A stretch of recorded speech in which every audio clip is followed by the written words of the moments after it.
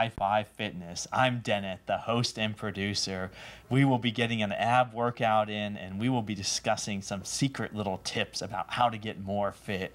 With me in the studio, I am so fortunate to have two champions with me. I've got my good friend Eva. Eva, how are you doing? I'm great. Thank you so much for having me back on. I am so very honored to be here with a bodybuilder and a physique champion. Eva, of course, has her own very successful record. And our special guest with us tonight, or for this show, is Sean. Sean just won the San Jose Men's Physique Competition. You won overall, which is a gigantic accomplishment. I'd like to hear a little bit about that and what motivated you. How'd that competition go? Let's hear some inside stories. Well, you know, I feel like ever since high school, I've always kind of had like a fitness or something involved with, you know, just health in general, because I grew up with a sports background. And, you know, ever since high school, I took it upon myself to gather more knowledge, take classes, and just, you know, and over the years, I've had tons of people come up to me and ask me about personal training. So eventually, I decided to, you know, take it to the next level and try to compete. And over the years, you know, definitely had sight on doing the San Jose, because obviously I'm from San Jose. And just to get into it a little more, why physique? What is physique and why physique? Oh, okay, so that's definitely a very common question. I get that a lot, because obviously you have bodybuilding and physique, and sometimes you have fitness and like the WBFF and so forth. With that, I feel like physique is something that's very attainable for the, not average person necessarily, but somebody who wants to maintain a healthy look year-round.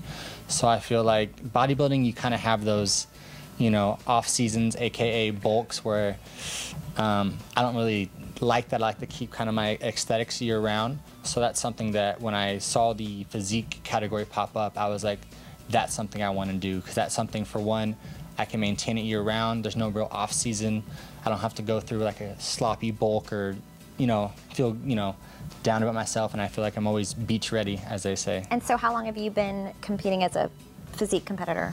I would say it's been about a year and a half now. With that, I feel like physique is something that's very attainable for the, not average person necessarily, but somebody who wants to maintain a healthy look year-round. So I feel like bodybuilding, you kind of have those, you know, off seasons, aka bulks, where I don't really like that. I like to keep kind of my aesthetics year-round. So that's something that when I saw the physique category pop up, I was like, that's something I want to do, because that's something, for one, I can maintain it year-round. There's no real off-season. I don't have to go through like a sloppy bulk or, you know, feel, you know, down about myself, and I feel like I'm always beach ready, as they say. And so how long have you been competing as a physique competitor?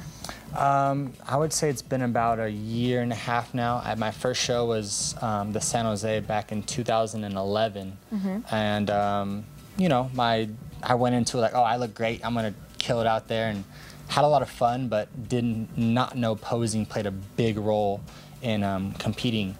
And since then, I've obviously put a higher focus on posing, and then, of course, training and diet, of course, gets better and better as the shows go on.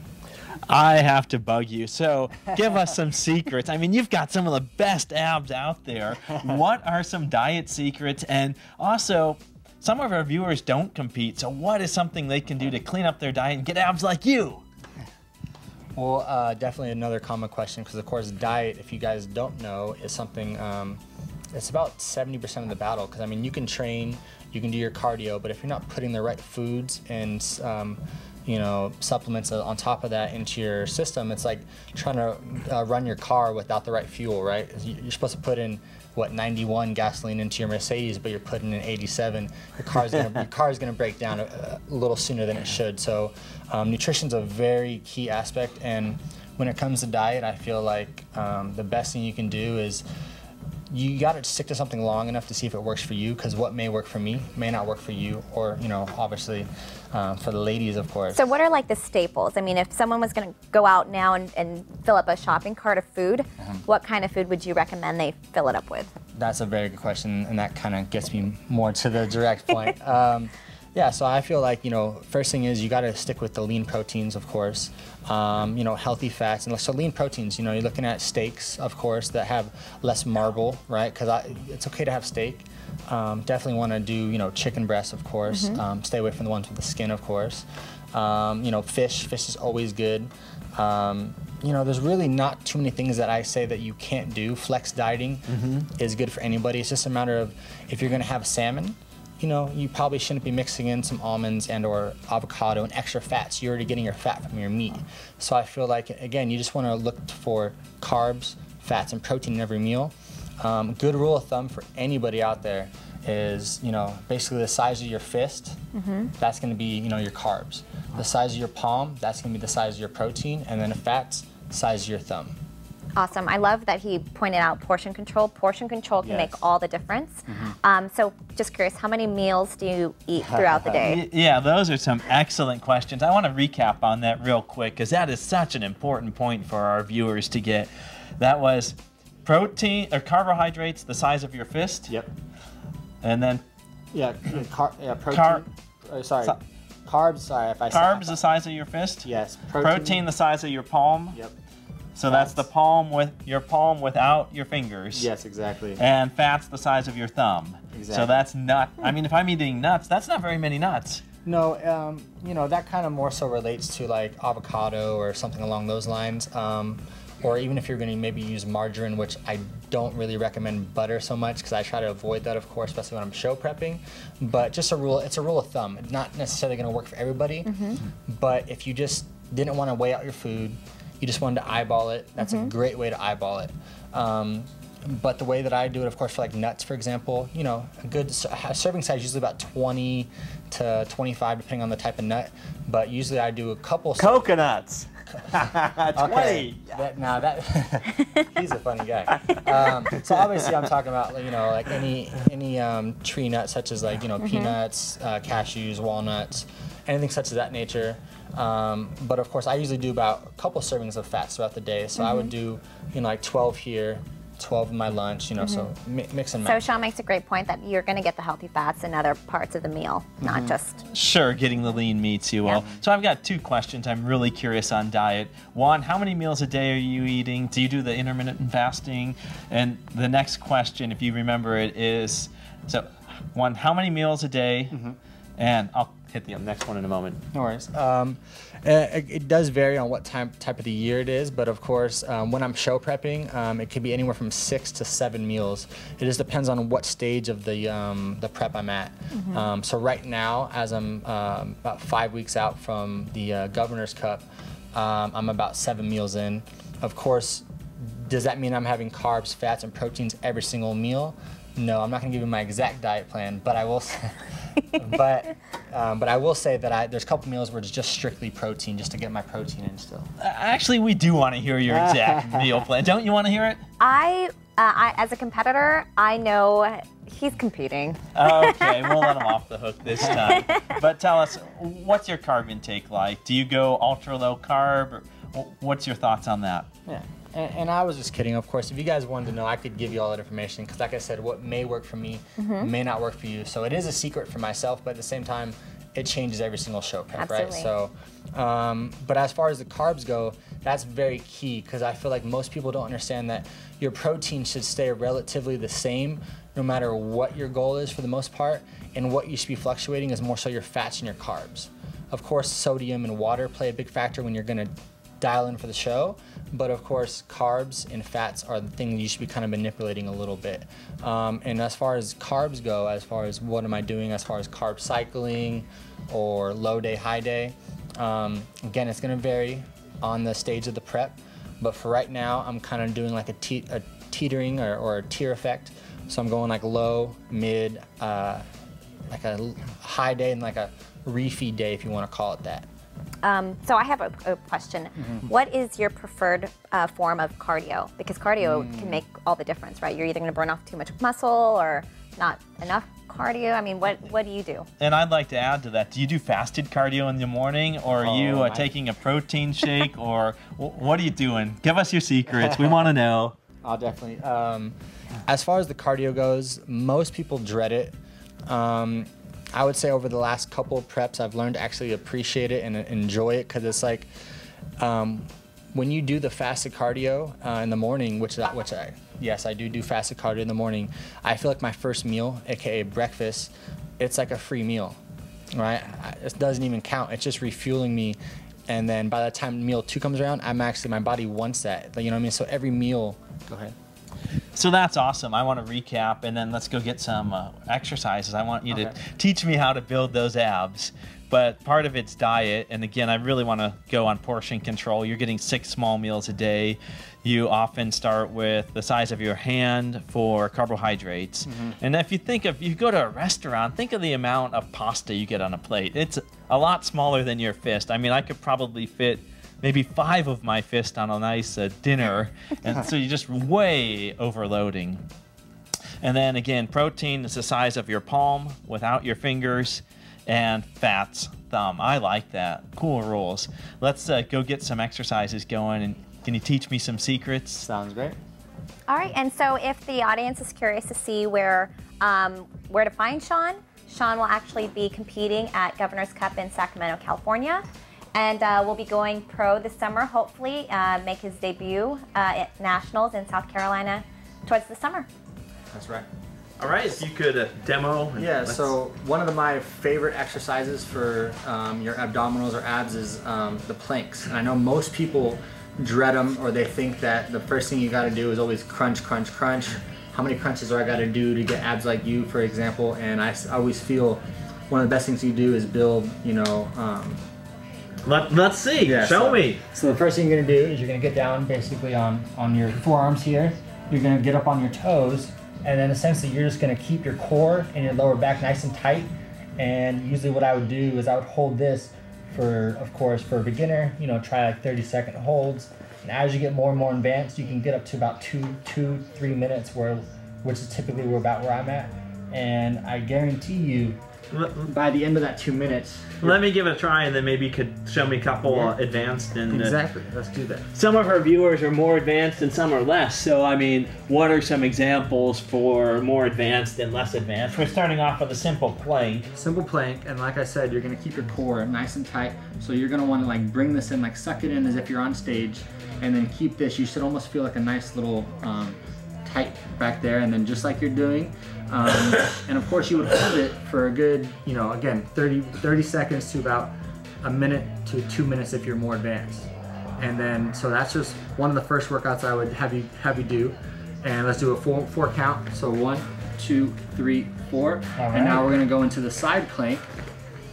And you're gonna be just like that. And of course you're gonna wanna wrap that top leg around the bottom leg. So you're gonna swap that all the way around. Go up and under, or down and around. Like that. So this is gonna go on the top. There you go. Okay.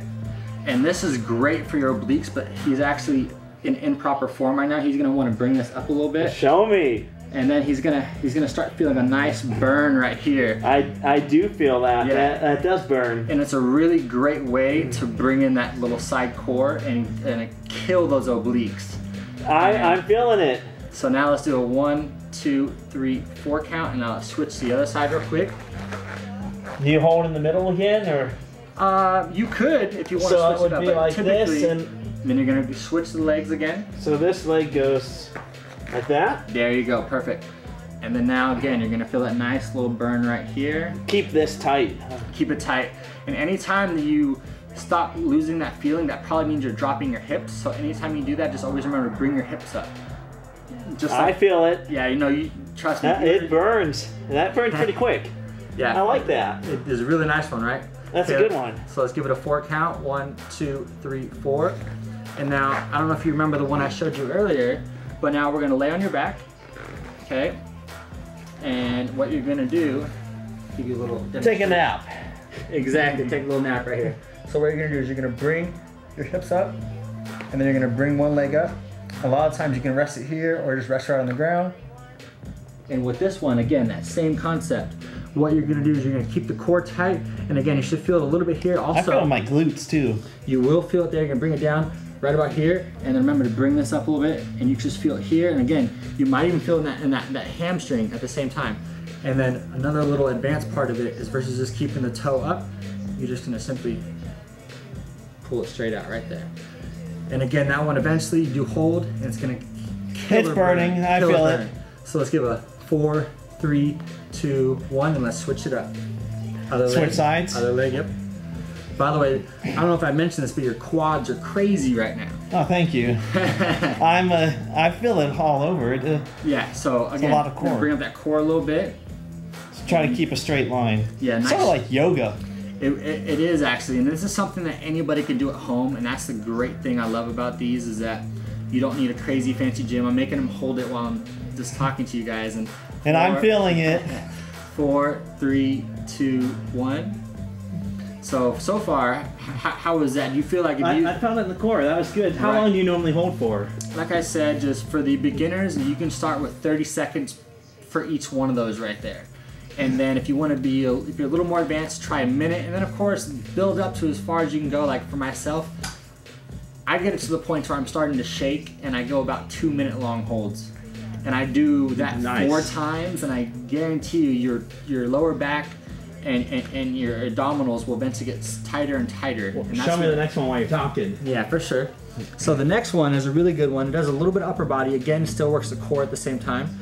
I'm going to show you 3 different versions for the beginner, intermediate, and then advanced, of course. Awesome. So the first one is for the beginner. So of course, if you can't do a push-up or don't have the upper body strength, you can start on your knees like so.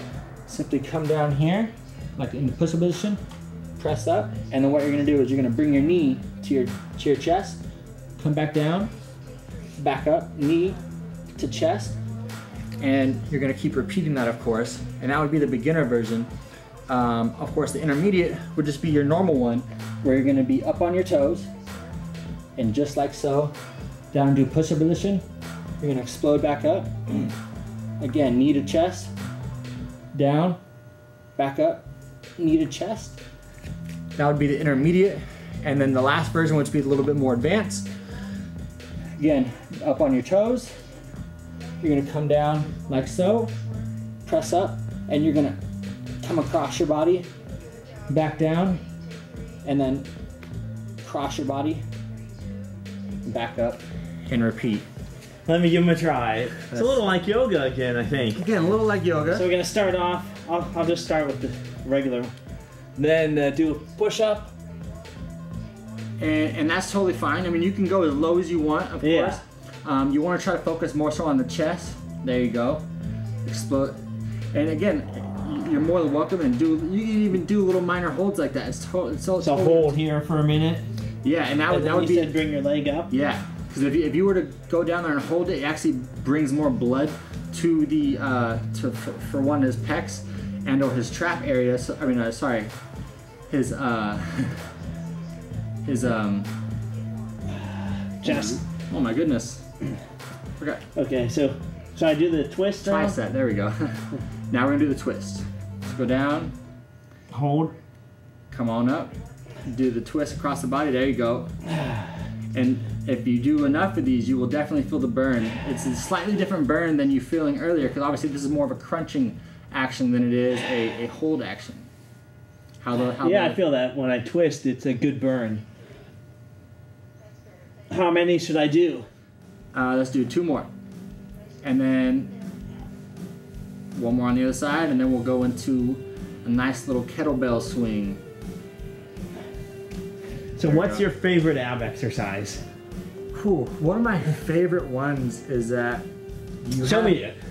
I would love to show you, but I did not bring that equipment. Okay. Because, but one of my favorite ab exercises that I would love to do, that I do at home, is I have these, they're really not, they're called ab boots. Yeah. But so you put some weight on your feet. Yes, but one of my favorites that I can do while at home is that it's kind of like called like a V-up. So what you would do, simply gonna come, lay flat, and what you're gonna do is you're gonna come up into a nice little V-up like this. Okay, so that might be hard. What's a starting area for that? More of like a beginner version of that? Yes. Well, a very beginner version of that would just be, of course, And if you don't have the strength, of course, you can always put like a dumbbell or something that your feet are being supported, so it gives you a little more leverage in order to make the crunch. A beginner version is just simply a regular version like this. And if you're not able to do that as well, you can just simply start with some of these right here. And these are just your typical crunch. Yeah. Of course, but with the V-up, like I said, it is a little more advanced. Let me try a couple of those. But you can try it real quick. So you're starting with hands out. So you're gonna put your feet flat as well. And you're basically gonna, your feet behind you. Hands behind me. And you're gonna basically, some people call it a suitcase. So Okay, so you're gonna bring everything and you're trying to bring your feet up higher. A little higher. Like that, there you go, just like that. And as you can tell, this is a little bit more advanced for the typical person, but of course, if you can't do the V-up, another way to be able to do something that's a little bit easier, because as you can see, he's starting to struggle a little bit. There. So now let's show him a little bit of the beginner version. So let's just pretend, see, I use my bed, and I'll use my bed frame. So put your feet flat real quick, buddy. There we go. And I would use like my bed frame to hold my feet like this, and then just a simple, there you go, just like that. So it gives you that little bit of a leverage. And now when I take the feet off, see how you see his feet? A little harder. Exactly. So with the leverage there, so I'll usually take a dumbbell or something to support my feet to give me that leverage to be able to create that movement. Put the kettlebell on the feet or something. Yeah, a kettlebell would be a little bit hard, but yes. So how many days a week you're working abs? Okay, so very good question actually. What's your secrets? Some people think that, oh, you hit abs every day or whatever the case. I usually go with how I feel. Of course, I usually do about every other day. I'll hit some planks while you're talking. Keep talking. There you go. So yeah, I used to do about every other day. And some days what I'll do is when it's supposed to be a rest day, I'll take that whole day to literally just do a little cardio, and I literally will smash my abs for probably about an hour and a half. And I guarantee you, if you were to do that and actually focus on what you're doing. Wait. Did you say you're doing abs for an hour and a half? So I mean, obviously there's a little bit of breaks. That's a long ab workout. That's insane. Yeah, I'll pick about 6 of my favorite ab workouts, and I'll cycle them. So I'll do about 6 different ones, and I'll do about 4 or 5 rotations. And if you were to do that, I guarantee you probably about 3 days, you're gonna feel like, Muhammad Ali just straight went boxing practice on your abdominals. And it doesn't feel good, but I guarantee you, obviously let it rest like anything else, any other muscle. Your abdominals are muscle, you have to let it rest.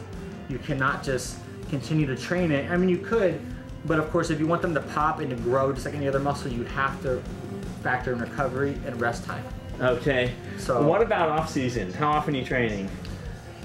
So off season, it doesn't change a whole lot. As I said before, the thing I love about physique, and I also do, fitness modeling on the side. So it's like, I'm constantly needing to be in shape for what I do. But as far as off season, it doesn't change a whole lot. I feel like dialing in for my show, it's just diet tweaks. My training doesn't change a whole lot. I don't do any. So you're doing abs, do you say 2 or 3 days a week, 2 or 3 days a week? About 3 to 4. And that's like an hour? So do you go to the gym, I'm just gonna do abs today? No, I mean, that's just occasionally when I'm supposed to take a rest day, right? Okay, well, we have a little more time left. Let's get a couple more exercises going. Perfect. So what are 2 more of your favorites? 2 more of my favorites would be if you have a kettlebell or even a dumbbell. You don't have to have a kettlebell necessarily, but you can take a dumbbell, and it's, again, a full body workout. So you're gonna utilize a kettlebell with both hands, and you're gonna come down and come up. So essentially what you're doing is you're gonna use your core and a little bit of your legs, obviously, to lower the weight. And then you're gonna kind of create somewhat of a swinging mechanism, but you're gonna utilize, don't forget to use your core, your legs. So you're doing that very, very different from the way I learned. I learned to do these sort of the CrossFit style, which is we get it under and we just fling up as hard as you can. Yeah, so. Now I see you're going slow and squeezing, so is that gonna... Yeah, I mean, again, it depends on what you do. Show me that one again. So yeah, it really depends on what you want to get out of the workout. I like to get a full body workout, so I like to utilize my legs. You can feel it in the glutes, and when you come up, you can squeeze those glutes, but also stretch out the core, and then you're gonna bring it up. Could you pace me through a couple? Yeah, let's do this. Come on. Okay. So ready? So down, ready, come up and squeeze. Down, come up and squeeze. Right? Down, come up and squeeze. No momentum here. It's Down, all come up and squeeze. And now we'll get into a few momentums towards the end though. Ready? And let's pick up the speed load. Ready? Come on. There you go. Interesting. I actually never tried these slow before. And then we're gonna slow it down. And it burns. In 4, 3, 2, 1. Good. Right, so again. Interesting. Very low impact compared to how I used to do them. Yeah, I mean, again, I know a lot of people out there all up on the CrossFit hype. I love CrossFit. I know you mentioned it earlier. CrossFit is a great sport, a great push, great camaraderie, great team effort. There's a lot of things I love about it, but like you said, it's very high impact. And I like how that was low impact. Well, we've got time for one more. What's another one of your favorites? Another great one is a lot of people comment and mention I have these massive delts, shoulders. So yeah, shoulders, boulders, you mean. Since we happen to have a nice little kettlebell here, another good one is a little isolation. And again, it could be with the dumbbell, usually what you would do it with, but of course you can do it with the kettlebell. Yeah. And just simple kettlebell swings, and you're gonna hit those side delts. And at the same time, you can get a little bit of glutes and a little bit of core involved. And of course, you're gonna switch sides. I'm in the middle of show prep, I can't just do this one side. I gotta demonstrate the other side, right? So, and how far out are you from your show? 5 weeks. So you were squatting when you did those? Yeah, so again, so you're gonna do a similar movement to what we're doing, except now you're gonna kind of more so isolate your side delt here, okay? And this one you can put a little more momentum, right? Because this one's a little bit harder without the momentum, right? So we're gonna come up, you're gonna come down, bam, right here. So similar to that swinging motion. All right, well, we are almost out of time. I'd like to invite our good friend Eva to come back up and join us.